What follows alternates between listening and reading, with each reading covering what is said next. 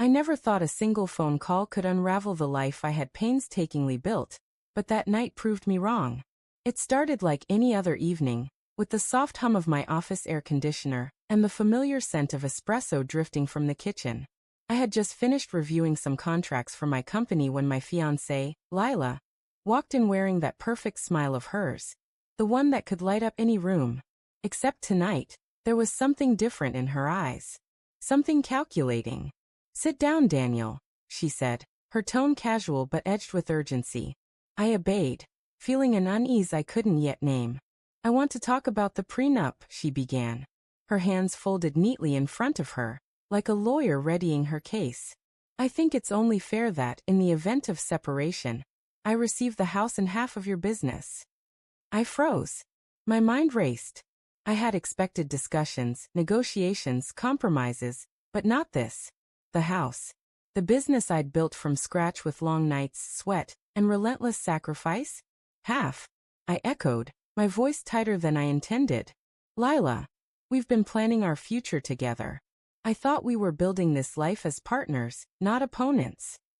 Her smile didn't waver. "I'm not your enemy, Daniel. I just want security. Isn't that reasonable?"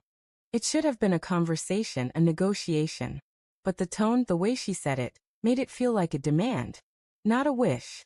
A warning. My chest tightened, my heart pounding as I realized something I hadn't wanted to admit. I didn't recognize her anymore. "I can't agree to that," I said slowly. "Not half my business. Not the house. That's not fair to me." Her eyes narrowed, and for a brief second, I caught a flicker of something I hadn't seen before. Anger? Disappointment? Maybe both.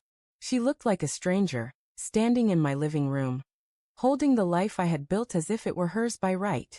Then came the call. Her daughter's voice was on the line before I could even think to protest. Soft, hesitant, and yet urgent. "Hi, Daniel, it's me," the girl said. "I know I shouldn't be calling you about this, but you need to know something about my mom." I didn't speak at first. The knot in my stomach tightened. I hadn't even met her daughter properly. Our families were only just starting to intertwine. And yet, hearing her voice felt like stepping into a hidden room in a house I thought I owned. "What is it?" I finally asked, my voice barely above a whisper. She's not honest," the girl said, voice trembling. "I overheard her on the phone today. She's planning to use you, Daniel.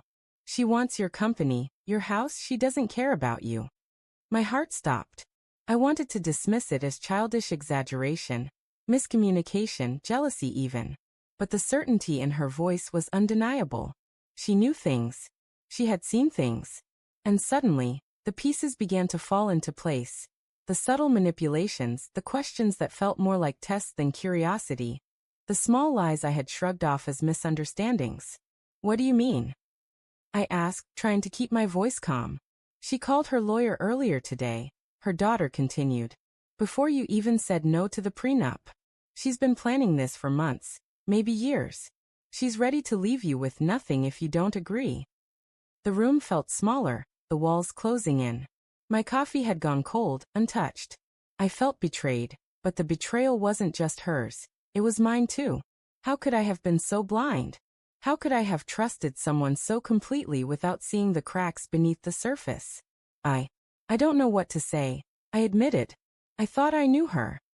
"She's good at hiding it," her daughter said softly. "She's always been that way. I didn't want you to find out like this. I really didn't." The honesty in her voice cut deeper than any confrontation I could have imagined with Lila herself. And in that moment, I realized that the woman I had planned to spend my life with was a stranger. I hung up the phone and stared at Lila, who was now sitting across from me, calm, almost serene. She looked at me, expecting what? Compliance? Rage? Forgiveness? "I know what she told you," she said smoothly. "But don't believe everything you hear. You're letting her words poison your judgment." I stood up, my hands trembling. "No, Lila. I've heard enough. I hear enough every time you open your mouth and treat our life like a negotiation. I trusted you. I loved you. But I won't be manipulated." Her expression flickered, just for a moment. But it was gone too quickly. replaced by that practice mask I had once found so charming. "You're overreacting," she said. "I was only trying to protect myself. You're being selfish." I laughed, bitter hollow. "Selfish? Lila, you're demanding half my life before even walking down the aisle. That's not protection. That's calculation. That's betrayal." She stood too, closing the distance between us, her voice dropping to a near whisper. "You don't understand love, Daniel. You think love is trust and care, but it's also power. You need to learn that." I felt a coldness settle in my chest, a finality I couldn't ignore. All the little signs I had ignored, late-night texts, secretive phone calls, the way she measured every conversation, suddenly screamed at me. I had loved a version of her that never existed.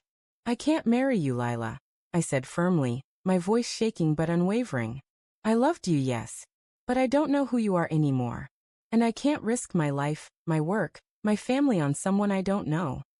Her lips parted, as if to argue, to beg, maybe even to manipulate me one last time. But I turned away. I didn't need her words. I didn't need her lies. I packed a few essentials and left the apartment that night, the city lights stretching before me, cold and indifferent.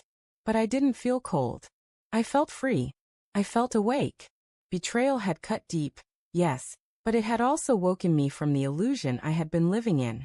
The next day, I sold my involvement in the apartment complex we had planned to share, withdrew partial investments I had considered joint, and quietly, methodically began reclaiming my life. It was painful, a constant ache in my chest that refused to fade, but each step reminded me that some truths, no matter how devastating, were necessary. Weeks later, her daughter called again, only to apologize. "I didn't want to hurt you, Daniel. I just couldn't watch it happen." I didn't need her to say anything else. The damage had been done, the veil lifted. I was alone, yes, but no longer blind. Betrayal had left a scar, but it had also taught me something invaluable. Trust, once broken, cannot be reconstructed with words alone. It is earned every day, in honesty, in vulnerability, in deeds. I walked into the morning sunlight that day feeling hollow and hopeful at the same time. Lila's demands, her calculated